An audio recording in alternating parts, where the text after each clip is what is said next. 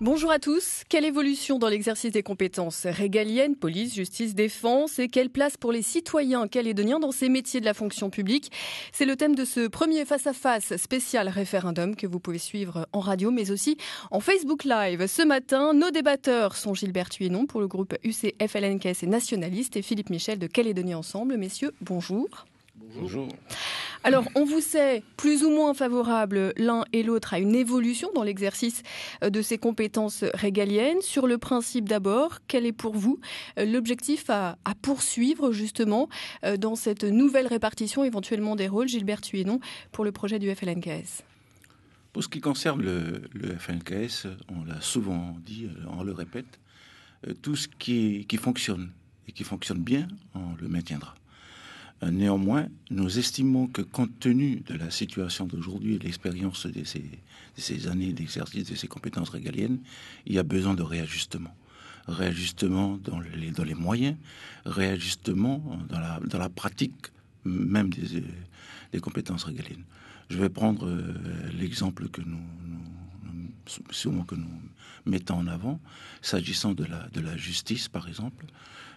Il n'est pas question pour nous de changer les fondamentaux qui marchent, soit en France mais de par le monde, qui consistent à préserver l'indépendance de la justice, qui consiste à dire que les fondamentaux des libertés publiques seront préservés. Mais pour nous, au-delà de ces grands principes-là, il s'agit de tenir compte de la réalité culturelle de la Nouvelle-Calédonie. La réalité kanak d'abord, mais aussi la réalité océanienne. Quand on parle, par exemple, des peines que les tribunaux appliquent en Nouvelle-Calédonie, nous, ce que nous disons, c'est que nous aimerions que ce qui est pratiqué par ailleurs dans les sociétés traditionnelles kanak et océaniennes, et qui consiste à dire que celui qui a commis une faute, il faut qu'il la répare. C'est la question de la réparation. C'est la question quelque part, on le dit souvent, du pardon, de la réparation, de la réconciliation. Vous avez volé, une fois que les tribunaux vous ont jugé, charge à vous de réparer cette faute-là. Charge à vous, par rapport à la victime, de vous mettre en relation avec cette victime grâce à la justice et de faire de telle sorte que ce que vous avez commis, vous le réparez de telle sorte que la justice soit rendue totalement, à 100%. Philippe Michel, sur cette évolution des compétences régaliennes, quand on prône le nom, comment on les envisage ? On l'envisage d'abord comme un objectif premier qui est celui de garantir la sécurité des Calédoniens. La sécurité intérieure, c'est l'exercice des compétences de justice et de maintien de l'ordre, police, gendarmerie en particulier. Et puis c'est la sécurité extérieure, je pense à la défense en particulier. Ces compétences-là doivent clairement rester entre les mains de l'État, parce que seul l'État dispose des moyens humains, des compétences, des moyens financiers pour les exercer. Et puis surtout, seul l'État peut être garant de l'impartialité de la justice. Imaginez ce que pourrait être la justice dans un pays de 300 000 habitants où tout le monde connaît tout le monde, où tout le monde a un lien coutumier, économique, familial, syndical, politique avec tout le monde. La question de l'impartialité soulèverait de très très gros problèmes. C'est pour cette raison qu'on souhaite que les compétences régaliennes restent entre les mains de l'État. Mais ça ne veut pas dire qu'il faut rester dans la situation d'aujourd'hui. Nous, on souhaite que l'exercice des compétences régaliennes soit calédonisé. Qu'est-ce que ça veut dire ? Ça veut dire, on pense qu'il faut des programmes spécifiques de formation pour permettre à des Calédoniens d'exercer des métiers relevant des compétences régaliennes. Alors c'est déjà plutôt le cas dans la police, mais c'est très peu le cas dans la justice, par exemple. Oui, tout à fait. Aujourd'hui, on n'a aucun juge calédonien, on n'a aucun procureur calédonien, on n'a aucun juge d'instruction calédonien et on a deux greffiers calédoniens. Donc on voit bien qu'il y a des marges de progrès considérables. On voit bien qu'on pourrait investir des champs nouveaux de compétences et d'emplois au profit des Calédoniens. Et puis, pour aller dans le sens de Gilbert Thuénon, ça serait également une manière de rendre une justice qui soit plus adaptée aux réalités sociologiques, culturelles de notre pays, parce qu'elle serait rendue par des acteurs qui connaissent un peu mieux les réalités du pays. Alors Gilbert Thuinot, on voit finalement un objectif presque partagé. En quoi, notamment, cet objectif d'une justice plus à l'image du pays et puis cette garantie de l'impartialité passe pour vous par l'accès à la pleine souveraineté? Parce que c'est une question de légitimité finalement. C'est-à-dire, beaucoup de soucis que nous connaissons dans ce pays viennent du fait qu'il y a une revendication qui est indépendantiste, qui est là latente depuis longtemps maintenant, et que beaucoup de personnes dans ce pays, même s'ils sont nés dans ce pays, même s'ils appartiennent à la Nouvelle-Calédonie, ne se reconnaissent pas dans les institutions, ne se reconnaissent pas dans un certain nombre de politiques publiques. Donc partant de là, nous avons affaire à une population qui se met petit à petit à la marge de ce qui se fait. Moi, je veux prendre un exemple simple. En Nouvelle-Calédonie aujourd'hui, il faut que les Calédoniens se rendent compte que c'est pas normal que le camp soit rempli à presque 98% de jeunes Kanaks, quoi. C'est qu'il y a un malaise, quoi. Et ce malaise-là, il vient parce que il y a une forme de rejet. Il y a une forme de rejet de la population. Moi, je suis maire d'une commune indépendantiste. La question de l'impartialité, elle ne se pose plus pour nous. Elle ne s'est jamais plus posée pour nous. À partir du moment où les responsables font la part des choses entre leur rôle familiaux, leur rôle de la famille, leur rôle dans le clan et leur rôle dans la sphère publique. Donc, pour nous, l'avancée, elle se fait avec l'indépendance parce que on rétablit un certain nombre de droits, mais c'est même pas de droits, c'est un certain nombre de façons de vivre dans le pays, une façon de comprendre et d'appréhender, et puis de sentir son pays en quelque sorte. L'indépendance, c'est ça. On parle souvent d'un grand mot là, et nous on le dit comme ça, parce qu'on veut faire comprendre les choses. C'est d'abord une question de dignité, parce que on le voit souvent dans nos communes, on a affaire à une gendarmerie qui est peut-être hors sol en quelque sorte, qui passe dans beaucoup de notre communauté comme étant une force d'occupation en quelque sorte. Non, mais c'est vrai qu'il faut qu'il y ait plus de Calédoniens là-dedans. Mais plus de Calédoniens dans la gendarmerie et dans la justice, ça veut dire que c'est leur justice.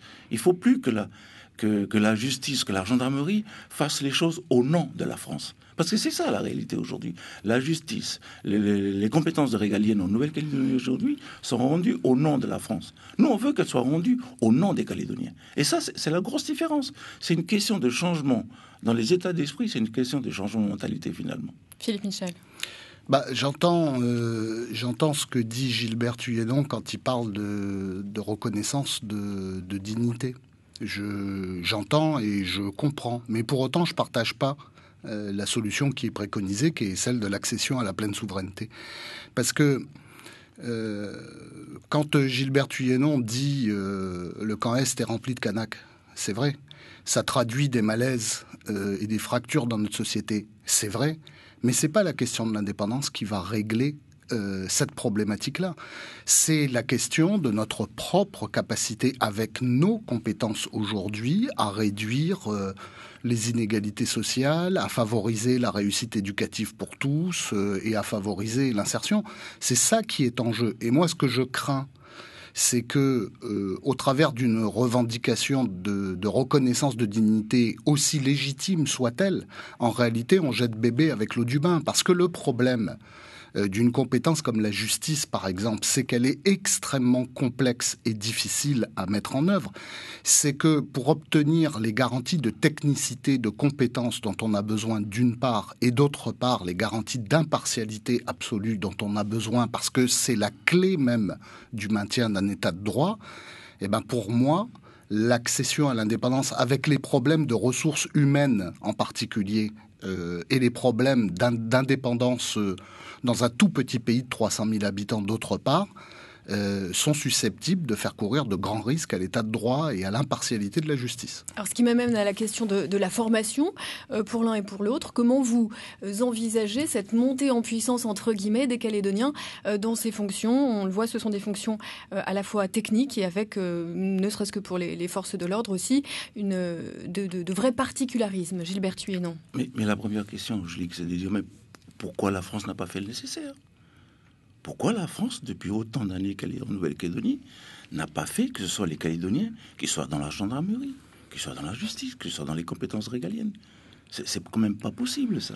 Dire, on est dans un système institutionnel de pays sous domination d'une autre. Donc, qu'a fait la France? La première question, elle est là. Nous, il n'est pas question pour nous que demain, les choses soient maintenues en l'état. Parce qu'on sait très bien que ce n'est pas possible qu'il n'y ait pas d'avocats kanak. Je crois qu'il n'y en a que 2 ou 3 qui ont été nommés. Il y en a 2 aujourd'hui. C'est pas possible, ça. Soyons précis, Gilbert Thuénon. Si vous prenez les chiffres et que vous mettez à côté de ça que ça fait 165 ans que la France est en Nouvelle-Calédonie, il y a quelque chose qui ne va pas. Dans le système actuel, que les Calédoniens, dans leur ensemble, soient absents de l'exercice de compétences régaliennes, je dis qu'il y a problème. Gilbert Thuénon, soyons précis. On ne va pas attendre encore plus. Si la France ne veut pas le faire, nous, on le fera. Il y a une période de transition dans le projet du FNKS qui nous amène à 2021 au moins. Dans cette période-là, comment justement rattraper ce retard ? C'est l'exemple même du dispositif 404 cadre à venir qui a été mis en place. Quand on a voulu, on le peut.